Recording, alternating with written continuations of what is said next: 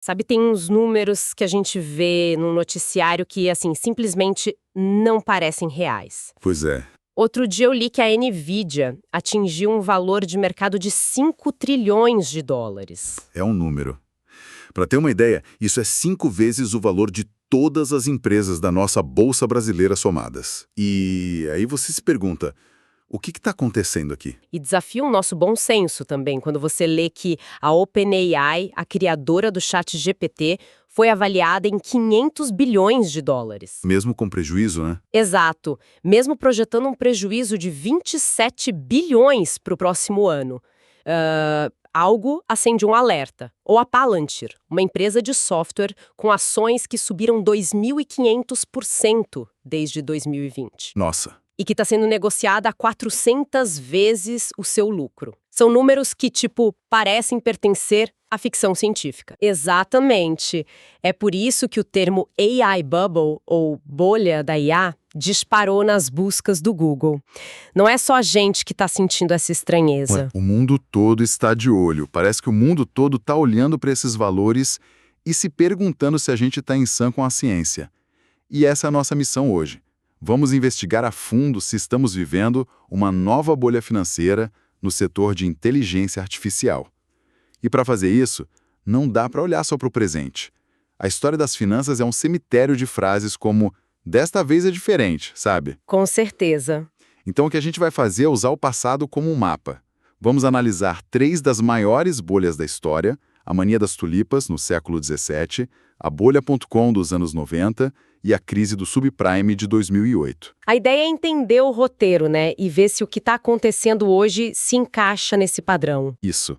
Identificar os padrões, as semelhanças e, claro, as diferenças. Perfeito. Então vamos embarcar nessa máquina do tempo. Primeira parada, Holanda, ano de 1636. O que estava acontecendo lá? Olha, imagina a Holanda do século XVII como, sei lá, o Vale do Silício e o Wall Street combinados, mas com canais e moinhos de vento. O centro do mundo na época. Exatamente. Amsterdã era o centro financeiro do planeta. Eles tinham acabado de inventar a Bolsa de Valores, a Companhia das Índias Orientais era a primeira multinacional, o país estava literalmente nadando em dinheiro. E no meio de toda essa riqueza, surge uma obsessão. Uma obsessão que tomou conta da sociedade. Uma obsessão por... Flores. É aqui que a história fica assim, bizarra. Como é que tulipas viraram o centro de uma bolha financeira? Parece absurdo. Parece. Mas é aí que entra a psicologia de mercado. Não eram só flores. Era um símbolo de status extremo.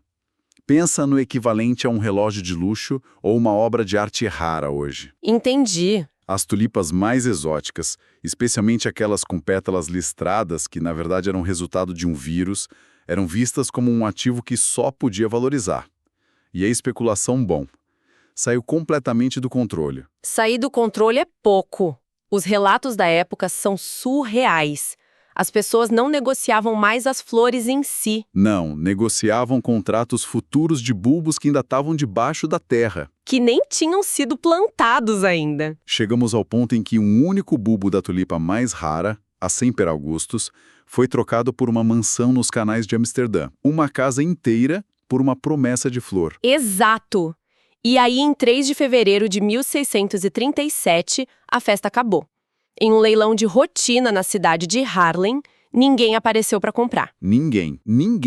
O silêncio naquele salão deve ter sido ensurdecedor. Foi o gatilho para o pânico.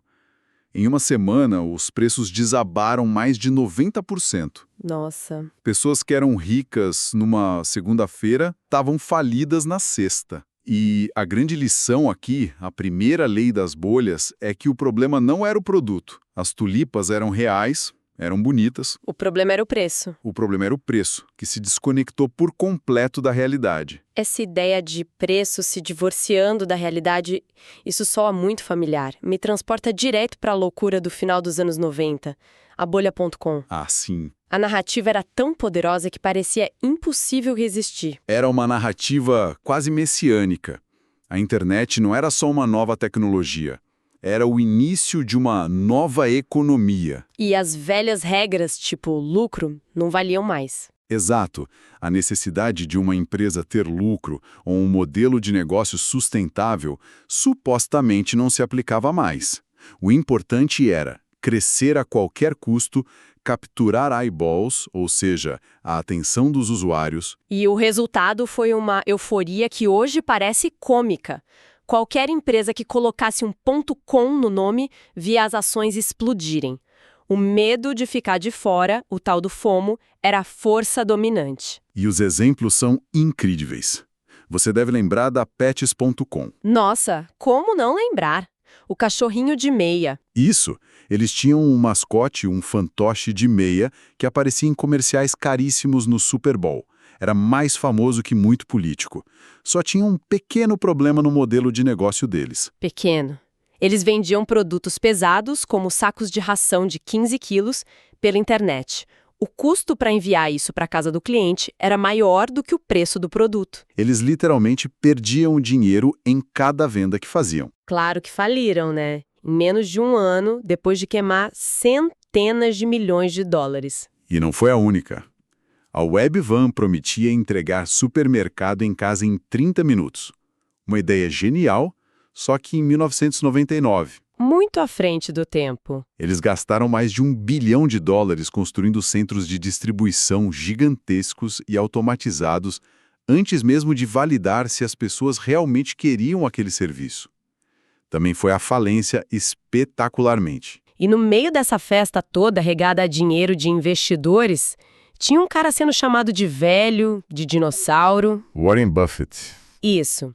Ele foi ridicularizado na capa de revistas por se recusar a investir em empresas de tecnologia que ele não entendia e que, principalmente, não davam lucro. Tem uma frase dele na época que ficou famosa: "Prefiro perder uma oportunidade do que perder dinheiro." E o tempo provou que ele estava certíssimo. Com certeza. Entre março de 2000 e outubro de 2002, o índice de tecnologia Nasdaq despencou 78%. Empresas que valiam bilhões viraram pó. Nossa, tem um documento do Goldman Sachs que circulou na época que é um artefato histórico assustador, de uma lista de empresas de internet que eles recomendavam como compra forte. Todas, sem exceção, faliram. Todas. Que desastre. Então a lição da bolha.com é um pouco mais sutil que a das tulipas. Muito mais. Porque a narrativa central estava certa. A internet de fato mudou o mundo de forma radical. O erro foi achar que isso salvaria qualquer negócio. Exatamente. O erro foi acreditar que essa revolução faria com que qualquer empresa com um site se tornasse um sucesso. Os fundamentos do negócio, a capacidade de gerar mais receita do que despesa, ainda importavam. E muito. O que nos leva à bolha mais recente, e talvez mais dolorosa na memória de muita gente, a crise de 2008. Sim, se na Holanda o ativo era uma tulipa e nos anos 2000 era uma ação.com, em 2008 o ativo eram casas. E a história tem um protagonista claro, o investidor Michael Burry. Exato, personagem do filme A Grande Aposta. Em 2005, ele era um gestor de fundos relativamente desconhecido que, ao analisar milhares de páginas de documentos, descobriu algo podre no coração do sistema financeiro americano. Ele percebeu que o mercado imobiliário era um castelo de cartas. Um castelo de cartas. E a base desse castelo eram os empréstimos Ninja, certo? A sigla já é um absurdo por si só. É quase uma piada. Ninja significa No Income, No Job, No Assets, ou seja... Sem renda, sem emprego, sem patrimônio. Exato. Empréstimos imobiliários sendo concedidos em massa para pessoas sem renda, sem emprego e sem patrimônio. A lógica era que o preço dos imóveis sempre subia, então não havia risco. Mas o problema não parava aí, né? Esses empréstimos ruins eram empacotados e vendidos como se fossem investimentos seguros. Exatamente. Eles eram misturados em produtos financeiros complexos, os CDOs, que recebiam nota máxima das agências de risco e eram vendidos para fundos de pensão no mundo todo. Era um sistema projetado para esconder o risco. E o Burry percebeu isso. Percebeu e fez o impensável. Apostou bilhões de dólares que esse sistema iria ruir. E em 2008, ele ruiu, causando a maior crise financeira desde a Grande Depressão. E o motivo de estarmos falando dele é que, recentemente, o Michael Burry tweetou algo bem direto. Pois é. Ele disse: às vezes vemos bolhas, e às vezes a única jogada vencedora é não jogar. É um sinal bem claro de que ele acha que estamos em uma bolha de novo. Uau! E o que é fascinante olhando para essas 3 histórias é que o roteiro é quase sempre o mesmo. É uma peça de 3 atos, sabe? A narrativa poderosa, isso. Tulipas são um novo ouro. A internet vai mudar tudo. Ato 2. Essa narrativa justifica preços que se descolam totalmente da realidade. E ato 3. Quase sempre é um mecanismo complexo que esconde o risco real até ser tarde demais. Agora a pergunta é, será que a peça sobre IA está seguindo o mesmo roteiro? Essa é a pergunta de 1 trilhão, ou 5 trilhões de dólares.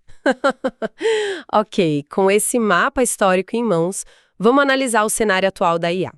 O gatilho da explosão recente foi muito claro, né? O lançamento do ChatGPT em novembro de 2022. Sem dúvida. Aquilo foi um divisor de águas. A ferramenta alcançou 100 milhões de usuários em 2 meses.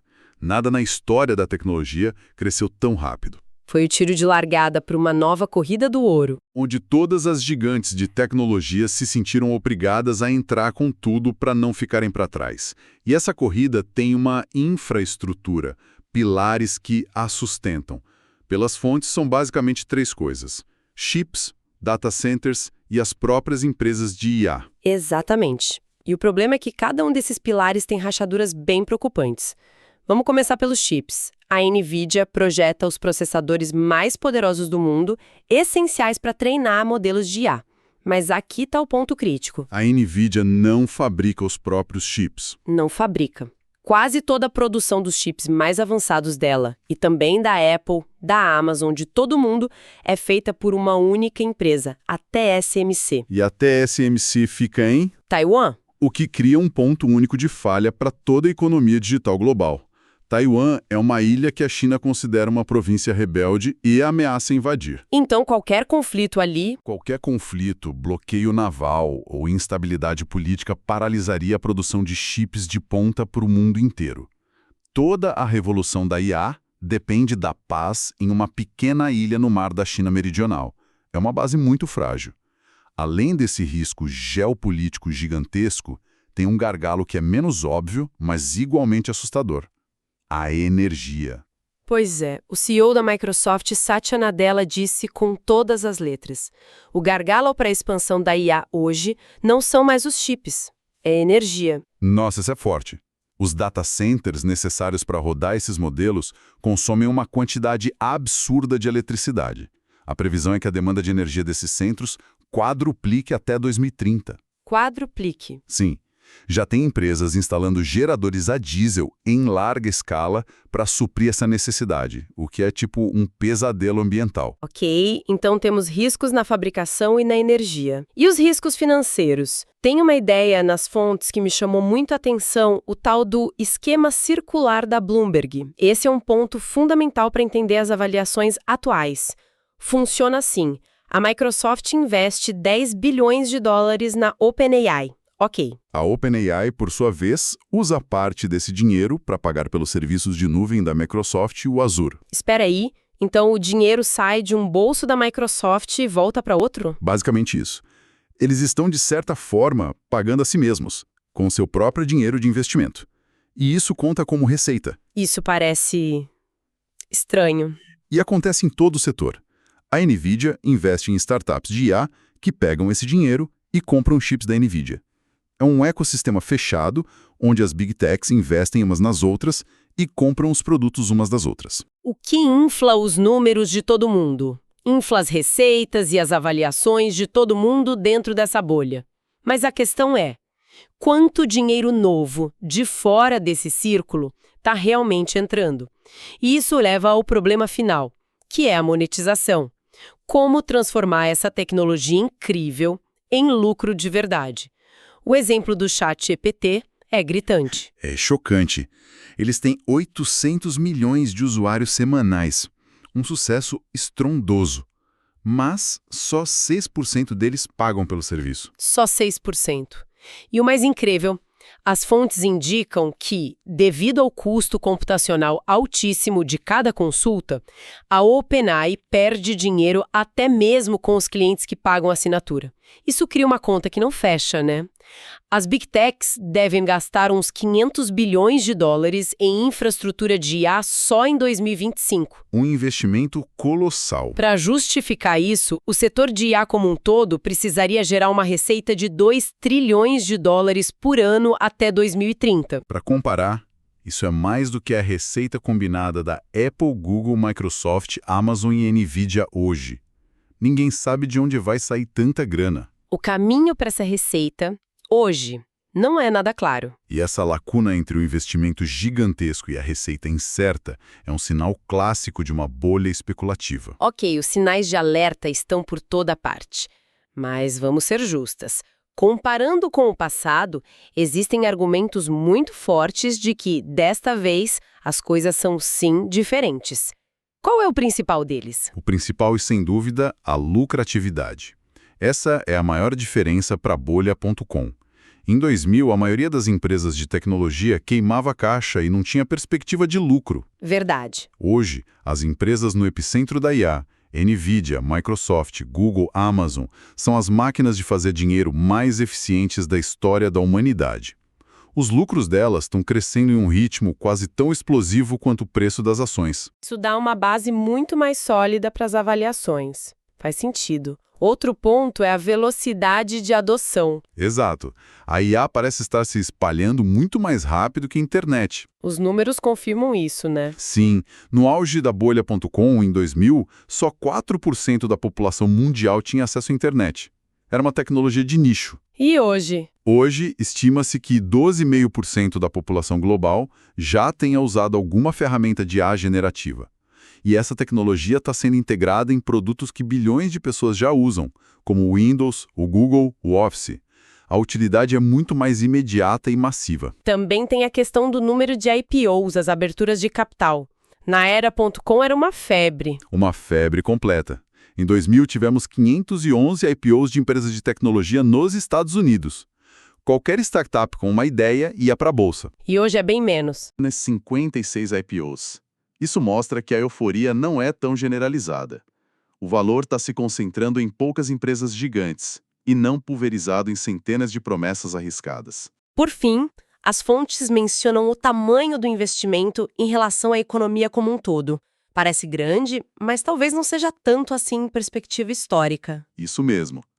O investimento total em IA hoje representa cerca de 0,8% do PIB americano. Durante a bolha da internet, esse número chegou a 1,5%. E nas ferrovias foi ainda maior. Muito maior. Na revolução das ferrovias no século XIX, o investimento chegou a impressionantes 4,5% do PIB. Proporcionalmente, o que a gente está vendo hoje é menor do que em outras grandes revoluções tecnológicas. Ok, esses são argumentos bem convincentes. Mostram um mercado mais maduro, lucrativo. Mas, do outro lado da balança, os argumentos de que sim, estamos em uma bolha são de arrepiar. O primeiro é a própria narrativa. É o eco da história.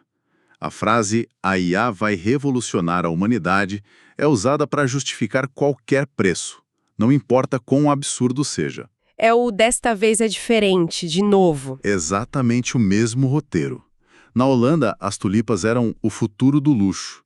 Na bolha.com, a internet era a nova economia. Essa narrativa de revolução inevitável é o combustível de toda a bolha, porque ela desliga o pensamento crítico. E com o pensamento crítico desligado, a gente chega na desconexão entre preço e realidade. A analogia da barraquinha de cachorro-quente para Palantir é perfeita. É a melhor forma de visualizar. A Palantir é negociada a 400 vezes seu lucro. Imagina que você tem uma barraquinha de cachorro-quente que te dá um lucro líquido de R$50 mil por ano. É um bom negócio. Com certeza. Aí alguém chega e te oferece R$20 milhões pela sua barraquinha. Eu venderia na hora, porque sei que esse preço não tem nenhuma conexão com o valor real do negócio. Pois é isso que está acontecendo com algumas ações de IA. Isso nos leva ao indicador final, que talvez seja o mais preocupante de todos. O indicador Buffett. Esse é o que tira o sono de muito investidor sério. É uma medida simples que o Warren Buffett popularizou. Ele compara o valor total do mercado de ações de um país com o PIB desse mesmo país. Basicamente, compara o valor do cassino com o tamanho da economia real. Exato. A média histórica desse indicador é em torno de 85%. Ok, 85% é a média. No pico da bolha.com, que já era uma loucura, chegou a quanto? Chegou a 140%. Já era considerado um território perigosíssimo. E em 2008? Na crise de 2008, estava em 110%. E hoje? Onde estamos hoje? Hoje, esse indicador está acima de 200%. 200%. É um recorde histórico absoluto com folga. O valor de todas as empresas na Bolsa Americana é mais que o dobro de tudo que a economia do país produz em um ano. Nunca na história estivemos num patamar de sobrevalorização tão extremo. Uau! 200%, esse número é assustador. Então chegamos ao momento de juntar as peças. De um lado, temos um cenário muito diferente da bolha.com. Empresas gigantescas e super lucrativas, adoção em massa, menos especulação desenfreada com IPOs, isso. Mas, do outro lado, temos os fantasmas de sempre.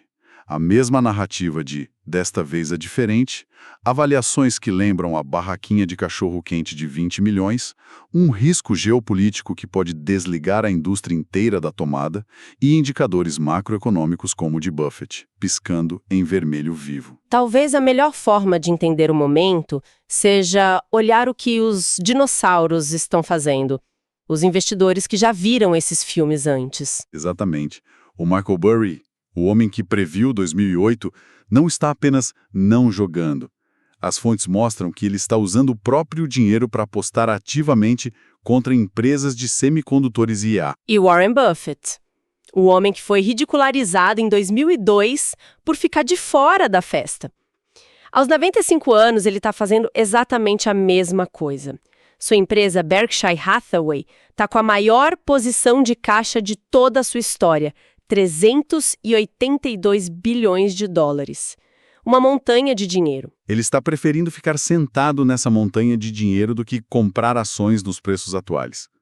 Quando os dois investidores mais famosos por preverem bolhas estão ambos fora do jogo, é um sinal que não pode ser ignorado. O que nos deixa com um pensamento final bem provocativo, eu acho. Pois é. Depois que a bolha.com estourou e o capital especulativo foi varrido, o que sobrou? A internet. E ela, de fato, mudou o mundo. Empresas que sobreviveram à carnificina, como a Amazon e o Google, se tornaram as mais poderosas do planeta. A previsão estava certa, o problema não foi a visão, foi a precificação e o timing. Então a questão hoje não é se a IA vai transformar o mundo. Ela vai. A questão é se os preços atuais já refletem não apenas essa transformação, mas uma versão perfeita e sem obstáculos dela. E se a história nos ensina algo, é que as revoluções raramente acontecem sem alguns solavancos ou estouros pelo caminho.